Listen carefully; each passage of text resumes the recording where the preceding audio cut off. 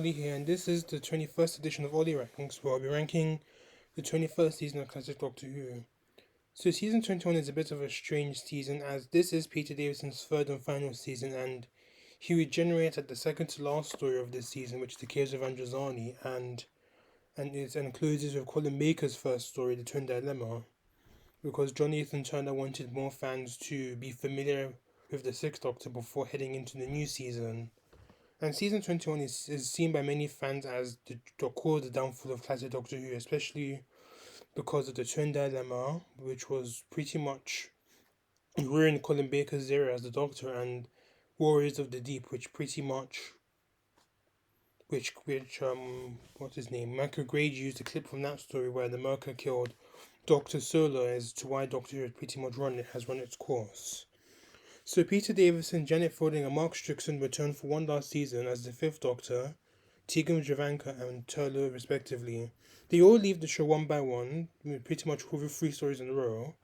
Tegan leaves in Resurrection of the Daleks, Turlough leaves in Planet of Fire, and of course the Fifth Doctor regenerates at the end of Caves of Androzani. Colin Baker returns to Doctor Who as well, this time playing the Sixth Doctor, as his first proper story is the season 21 finale, The Twin Dilemma. And we have a newcomer in Nicola Bryant, and who plays the lovely Perry Brown, and she joins the TARDIS at the end of Planet of Fire. John Nathan Turner returns as the script as the producer, and Eric Saywood returns as the script editor. So if you're not familiar with this, I'll be ranking all 7 stories of this season from my least favorite to my favorite slash the best story of this season, and I'll be justifying why I've for these rankings. So first off, in 7th place is The Awakening. A good plot unfortunately hindered by the story length, which I thought was quite short. The ideas weren't bad, like the Malice using its influence to corrupt a war reenactment and the participants falling under its influence. A good side cast, the Doctor was alright, as was Tegan as her grandfather was living in Little Hodcombe and he went missing. The Malice was a good villain. I liked his concept, but I do feel as if we didn't see much of the Malice and seeing its full potential because of how short the story was. So if it was like a 4-parter, I think we'd have seen a bit more from the Malice and the extent of its powers. And I do feel as if Turlough was a bit redundant here, so I gave that story a 4.5 out of 10. In 6th place is Warriors of the Deep, even though a lot of people would actually put this in 7th place, but yeah. Considered by many to be Doctor Who's worst ever stories, but I personally think it's not as bad as it's made out to be. It does have some very questionable moments and very questionable creative decisions, like the Merca, for instance. But I do think that, despite all the issues with the production, which I've explained in my review, I do think that there was a plot there, but it's just obviously Johnny Byrne's vision for this story wasn't actually met. And obviously, part of the studio was actually closed off to focus on the general elections, and filming had to be rushed. And as I said before, Johnny Byrne's visions wasn't actually met, which clearly upset him. And it was nice seeing the Silurians and the Sea Devils working together, even though it was handled it had very sloppy handling because the Sea Devils are pretty much reduced to henchmen for their cousins. The acting was quite good. I really thought Peter Davison did okay, even at the end when he lamented everyone that died, and obviously, I think he was very disappointed in the story, as if this wasn't the first. And I think that if this story wasn't actually the first to be filmed, I think if it actually came at least in the second episode, at least, I think some of it would have been better. I think it would have been handled slightly better. So, and as the doctor said, there should have been another way. So I gave Warriors of the Deep a 5.5 out of 10. In 5th place is Frontiers, a story that's mostly forgotten and not really mentioned amongst other Whovians, but I do think it's a good story with some very good ideas, but it does fall flat in some places, especially the story moving very slowly at the start. I really like the idea of the story being set in a distant future, in the very distant future, with one of the last of the human race living in a alien colony. It was quite daunting and it was very atmospheric as well, especially with the incidental music. The acting was quite good, as Peter Davison was sharing how his Doctor should have been written, and Bidmead actually understood that, which is why he does shine trend bit here. The side cast was good, and I really liked how Cholo was actually utilized in the plot as he does have a bit of a past with the Tractate as well. Not him specifically, but then they actually invaded the certain planet of Tryon. But this is like before Cholo was born, so they pretty much what the Tractators did to the humans here, they were doing to the people of Tryon with his ancestors, so to speak. And it did help the Doctor finding the Tractators, and I did find the Tractators rather boring, especially their leader, the Gravis. It did have some good moments, it's like when the TARDIS was seemingly destroyed and the Doctor was lamenting on the fact that they were stranded in this and Frontios, yes, and how the Gravis was defeated and how the TARDIS was pretty much reformed, so I give this story a 6 out of 10. Fourth place is Planet of Fire. Peter Davison's penultimate story, and it's mostly a good story of the Vidaya atmosphere and lovely scenery, but I do think part 4 pretty much almost ruins what the story had been able to succeed in. The writing was a bit of a mess in part 4, such as Perry trying to squash the Master who had been shrunken by his own mistake in the TARDIS, and with her shoe and Chameleon's death, which was trying to evoke some emotion, but it felt quite forced, considering that this is Chameleon's first appearance since the story he joined in, and that was the King's Demon in the last season, and I'm not counting the Awakening because that was a deleted scene. And so it did feel a bit forced in a way, but it was able to redeem itself at the end of Turner's departure, which was very well acted between Peter Davison and Mark Strickson.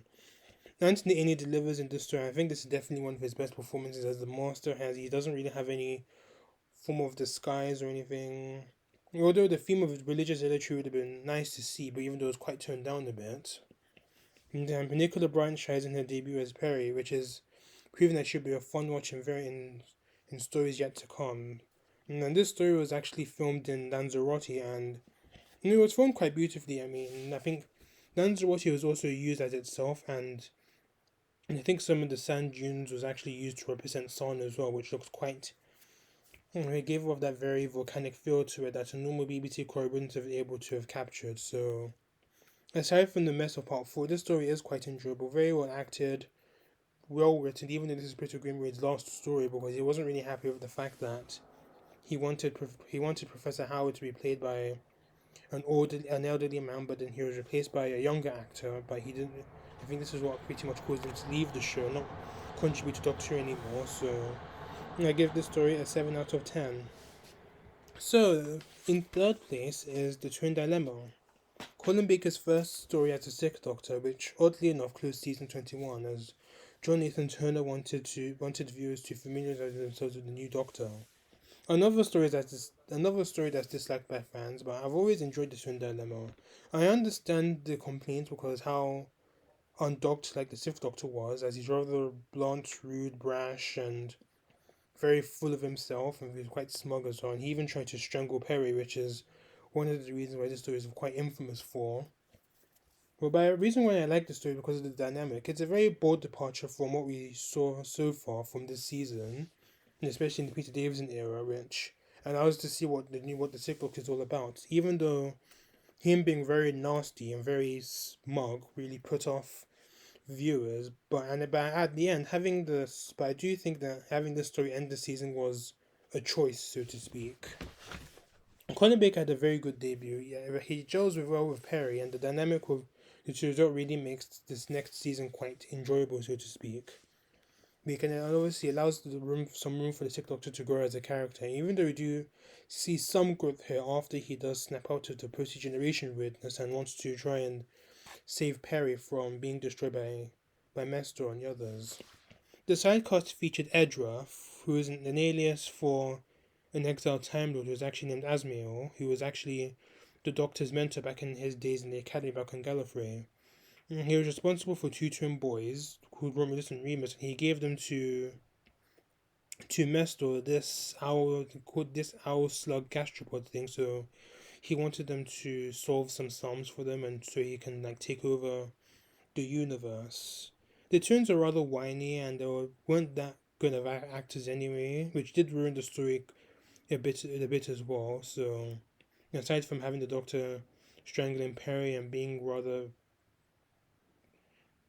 mean towards other characters, But it did kind of work for this story. But yeah, so I gave the story a 7.5 out of 10.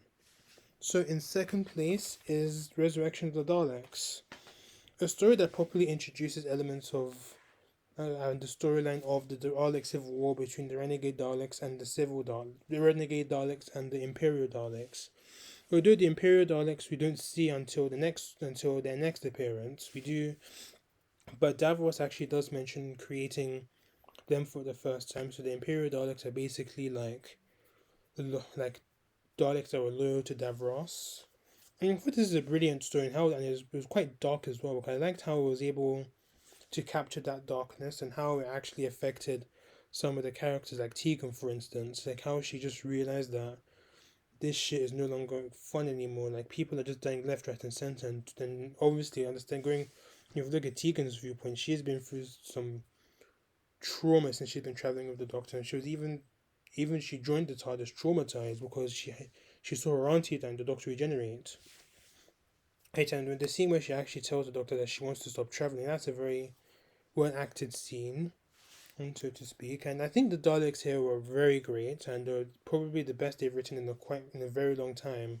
And they're trying to redeem themselves after losing against the Mavellans, so they wanted to try and rescue Davros from the suspended animation center so they can use him to try and find a cure for the Mavellan virus, and that was it. Even though I do think that the Daleks were quite vulnerable here because A, they were pretty much getting destroyed left, right, and center, and B, the Mavellan virus was literally just wiping them out. Although this story had a very noticeable death count, a very high death count, and at the time, I think it was pretty much had the reputation for having a death count higher than the first Terminator movie. And as I said, I think some of the Daleks were how they were getting killed, especially when the Doctor and some of the other troops decided to like push a Dalek out of the warehouse, and I think this is something that probably would have annoyed Terry Nation, no doubt about it. But the acting here was quite good, and I liked how Peter Davison showed how the Doctor was very much in his last tether, and he had no other option but to kill Davros after revealing that Davros wanted to create his new breed of Daleks. As if the Doctor was pretty much regretting not destroying the Daleks at their genesis when he had the chance to, which does make him darker in a way. But I like how Davros was mocking the Doctor for saying that he lacks the courage to actually go through with it. And he's just like any other Tamil who just watches and observes from afar. So it's a very good dynamic between Peter Davison and Terry Molloy, who's the new Davros, and I think he's a brilliant Davros and probably the best Davros we've ever seen. So I give that story a 9 out of 10. In first place is The Caves of Androzani, a story that really doesn't really need any introduction, as it's pretty much highly regarded as one of the very best of Doctor Who, and it's very easy to see why. Because it sees the Doctor at his most vulnerable and desperate, and how he pretty much tries to like scramble to like save the day and save his life, save his own life and Perry's life, and manages to do so, but unfortunately ends up costing him his own life. And I think this is the closest that we've ever seen the Doctor in defeat, or closest we've seen the Doctor getting defeated. Not necessarily this Doctor, but then any other Doctor in general, because of how dangerous this story was. Because you literally had the Doctor and Perry getting pursued by just all parties, and it was just very hectic and very chaotic. I liked how the story pretty much started off as a very calm start with the Doctor and Perry just having a nice little conversation between themselves, discussing Androzani's surroundings and how they entered the cave. Well, how into one of the caves and how they both fell into this opening, which is how they got Spectrox to see me because they landed on some sort of nest. So the acting was superb. I think especially Peter Davison, as this is his best performance ever. And I think he even said that if he had gotten more stories of this caliber, he would have stayed a bit longer. And his regeneration scene was very well done. It pretty much resembled how chaotic it was, so to speak. Which pretty much explains how chaotic his life was, from dealing with the death of one of his fellow companions, trying to fix past errors that you couldn't go through with it, and it pretty much haunted him throughout his regeneration. But as I mentioned in the review, him giving Perry the last vial of the bat's milk was in the way the Fifth Doctor redeeming himself. And I also liked how morally great the cast was, especially in the motives. There's more so in Shara's Jack, which is understandable because the way he was portrayed by Morgus, who was an excellent villain by the way, in which and he was when Shara's Jack was pretty much driven by revenge and resentment. But when he meets Perry, who sort of gives him hope that there is some beauty left in this world, even though he went about it in the wrong way because he wanted to keep Perry for himself, so to speak, because he was in love with her beauty. There are some very memorable scenes in the story, like the Doctor and Perry seemingly getting executed and the Doctor almost crashing a spaceship whilst very close to death, and the Doctor struggling to get the bat's milk. And then when he does, he pretty much has to carry Perry in his arms, whilst Androzani was literally just getting lambasted with just mud floods, and then he's just trying to race back to the TARDIS with Perry in his arms, and you can see that this is a very memorable scene where the TARDIS was literally at the distance, and the Doctor is able to get her back to outside the TARDIS, but then he was trying to get the TARDIS key, he accidentally drops one of the vials, and he had to give Perry the last of the bat's milk. Before that happened, Shara's Jack and Morgoth are having a final showdown, which Morgoth finally saw Jack's disfigurement, and it was a very chaotic scene, and they all eventually end up dying. And as the kids say nowadays, that was cinema, and this story is pretty much cinema. And I give Caves of Androzani a well-deserved 10 out of 10. So to conclude, I think season 21 is a mixed bag. If it wasn't for Caves of Androzani and Resurrection of the Daleks carrying this season, it would have been rather disastrous, so to speak. Especially after Warriors of the Deep and introducing the Sixth Doctor in a very unconventional way. So I give season 21 a C plus. So my next set of reviews will be season 22, which is Colin Baker's first season. And there are a lot of changes in this season, and after season 22, things undergo a very big change. So thanks for watching this. Please let me know what you thought of season 21. Please subscribe to the channel if you haven't done so already. Until then, see you later.